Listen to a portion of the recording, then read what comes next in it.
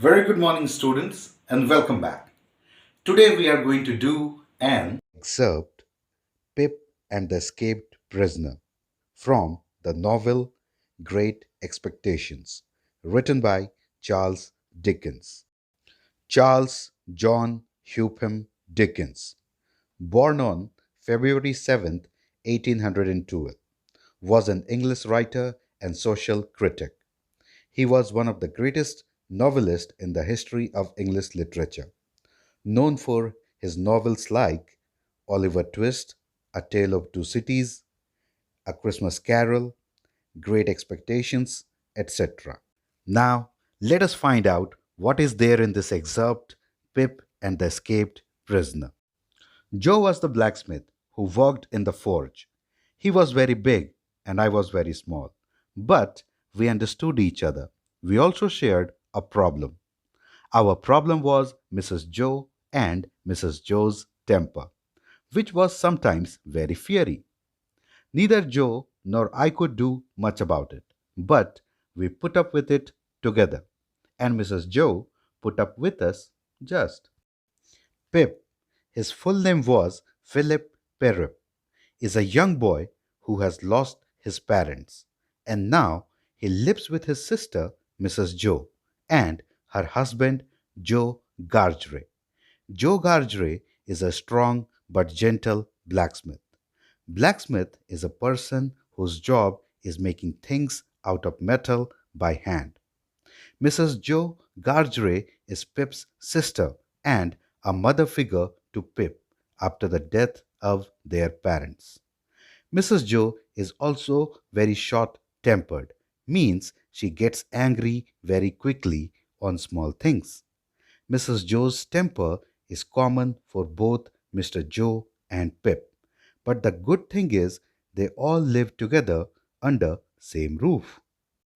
Mrs. Joe was very good at finding jobs to keep me out of trouble. She found me one on Christmas Eve. She sent me to the graveyard to tidy round the grave. Mrs. Joe doesn't want Pip to sit without work. Sometimes she wants Pip to assist Mr. Joe or do any other work. She always has some work for Pip. On Christmas Eve also, she asked Pip to go to the graveyard and clean around the graves.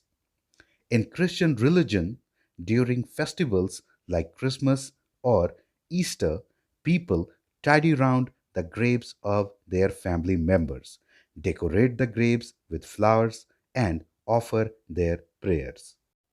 It was very quiet in the graveyard. Some of the gravestones were very old, and some were quite new, like those of my family. Because it was evening, so there was no one in the graveyard except Pip. It was very quiet around. Pip's parents have recently died, and he was cleaning around their graves.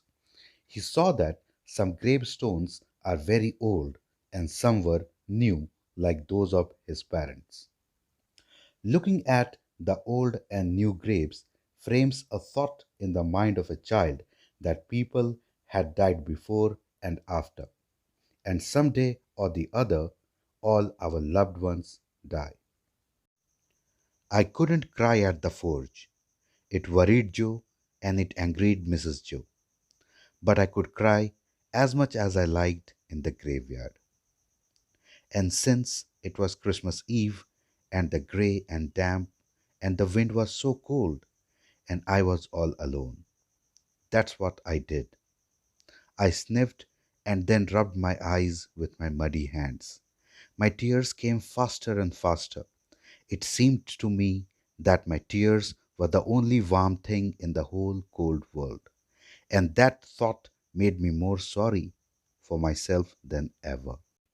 Now, all the old memories of Pip with his parents have gathered in Pip's mind. Pip starts crying sorrowfully in the graveyard. Pip never cried in the forge because he thought Joe will get worried and Mrs. Joe will be angry. That day there was no one to stop him. Pip cried and cried, and the tears were unstoppable.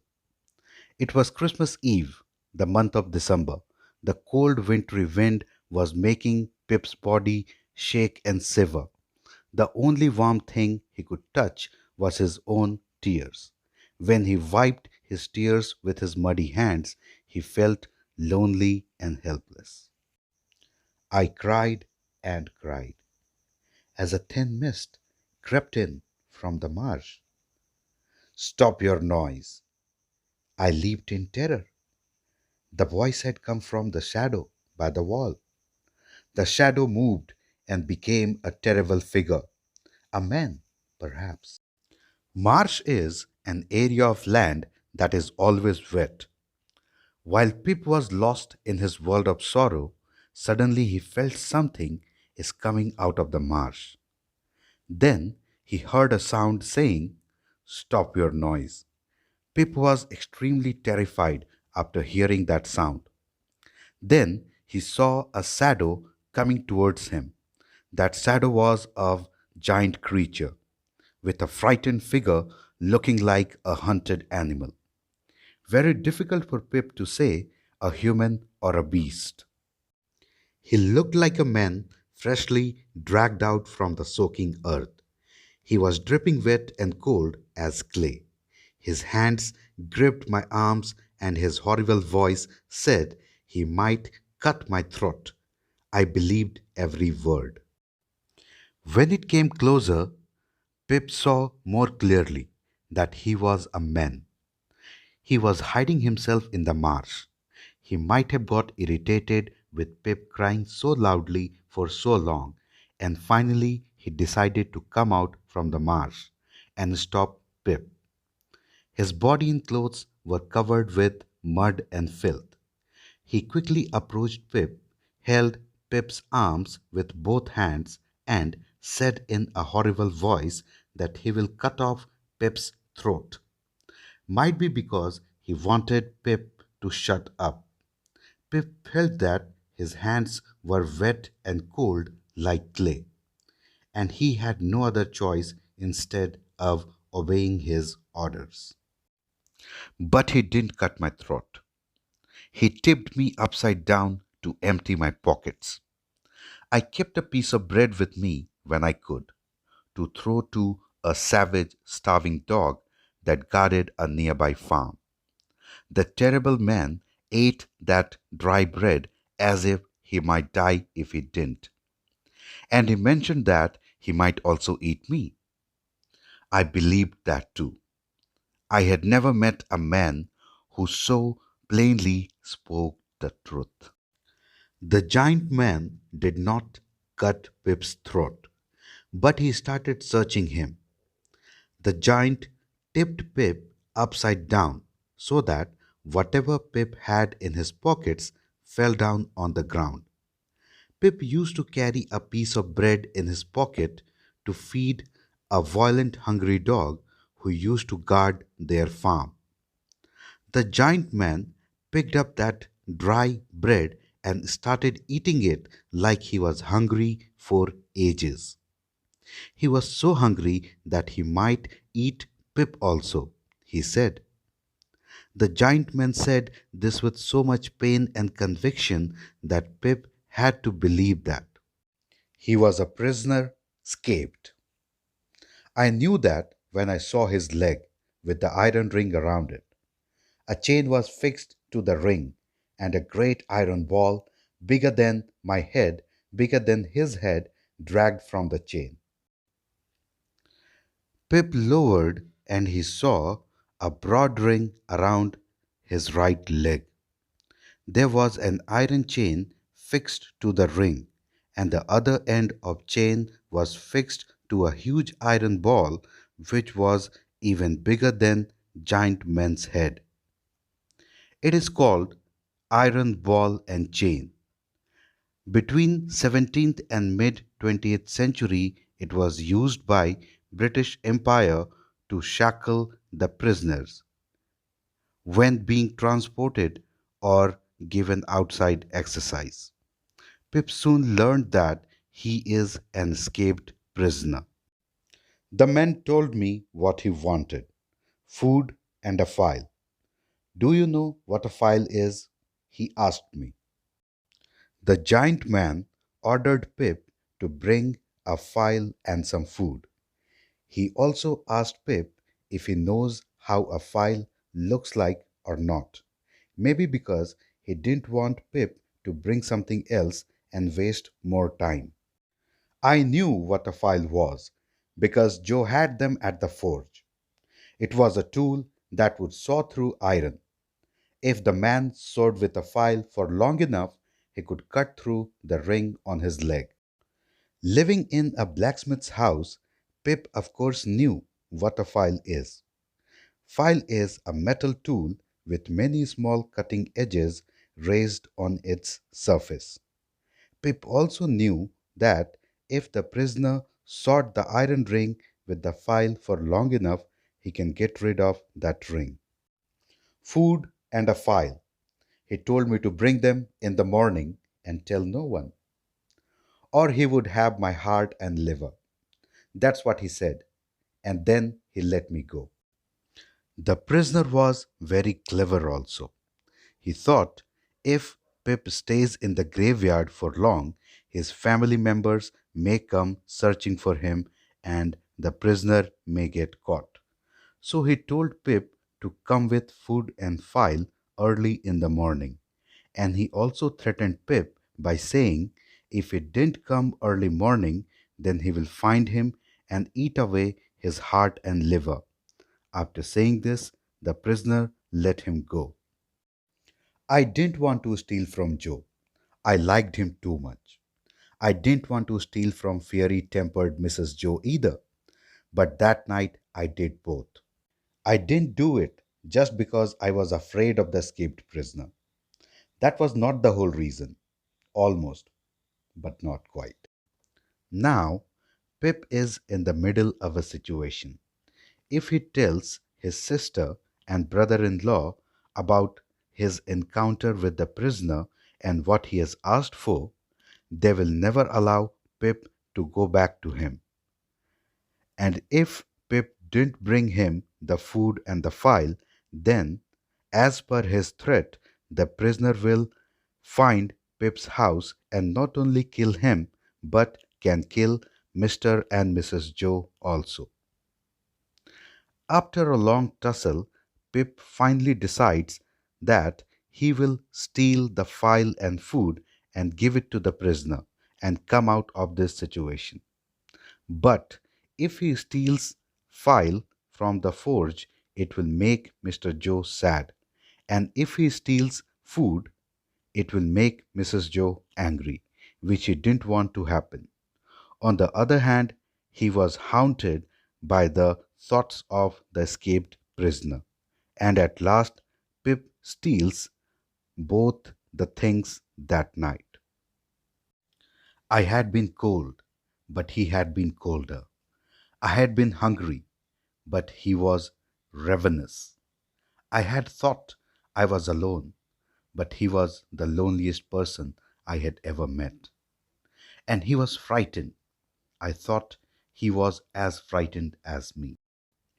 Now, Pip was waiting for the morning, was unable to sleep. There was the silence of the night around. Pip, being a child, had a very soft and pure heart. Apart from that savage and scary image of the prisoner, Pip started thinking about his other side. Pip, who has recently lost his parents, now starts comparing his situation to that of the prisoner. Pip found that prisoner was enduring cold more than anyone else, as his body and clothes were wet after coming out of the marsh. Pip has spent half or a day in hunger, but he has not eaten anything for so many days. Pip feels lonely, but he still has a family. Prisoner, having escaped from the jail, has to spend rest of his life lonely and in terror of being caught. He was more lonely and frightened than Pip. This pitiful condition of the prisoner has developed a sympathy in the heart of Pip. I stole the file and I stole bread and cheese. And I stole, since Mrs. Joe would go wild anyway, the big brown once a year at Christmas pie. I thought he would enjoy it if he was still there in the morning. He was still there, colder, shaking with cold, hungrier, shaking with that too. But he enjoyed his pie. I asked him, and he told me, "Thank you, my boy," he said, and he asked my name. And I told him, "Pip." That was the last thing he said to me. Now, it's early morning, still dark. Pip is ready with the prisoner's supplies.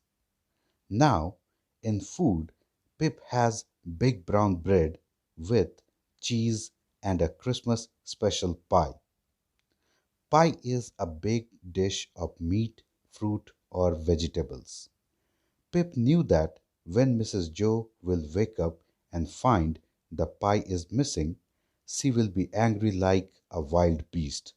But the kind of sympathy he has developed for the prisoner, he didn't bother much. Pip thought of making this Christmas special for him, as Pip believed in the Christ's message of spreading love. On his way, Pip was expecting him to be at the same place and enjoy the food he is carrying for him. When he reached there, he found the prisoner was shivering and shaking with cold and hunger. Now, as per Pip's expectations, the prisoner enjoyed having the food and was thankful to him. He also asked for Pip's name. Pip was satisfied with his effort, and he also had in mind that if he doesn't reach home soon, then Mr. and Mrs. Joe might start searching for him. So he is leaving the place now. The last word he heard from the prisoner was, "Give me the file, boy." He didn't say goodbye. He didn't watch me go. He was filing away at his iron ring. He was like the savage dog at the farm. I was sorry for him, and I was terrified of him.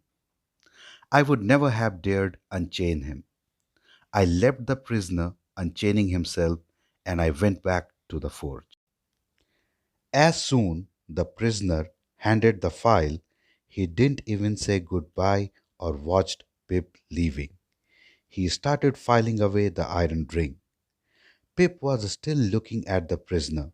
He was trying to get rid of the ring just like a savage dog gone mad at something. Pip felt sorry for him. Pip was also scared that if the prisoner saw him standing there, he might ask to help him unchain. So Pip thought better leave him unchain himself and go back to the forge. Later that day, I learned his name, Magwitch. Soldiers came hunting for Magwitch all over the marsh. Mrs. Joe instantly blamed him for the loss of the pie. Magwitch must have stolen it. "The poor fellow," said kind Joe. I didn't say anything. His name was Magwitch. Later that day, the soldiers came inquiring about the escaped prisoner. The soldiers described about the prisoner to everyone. They also reached the marsh, searching for the prisoner. Mrs. Joe, when came to know about the stolen pie, she believed Magwitch was the one and started blaming and cursing him. Though Mr. Joe had some sympathy for the prisoner too, and Pip, he found it better to keep quiet. Okay, children. So that is it for today. I hope you enjoyed this video lecture.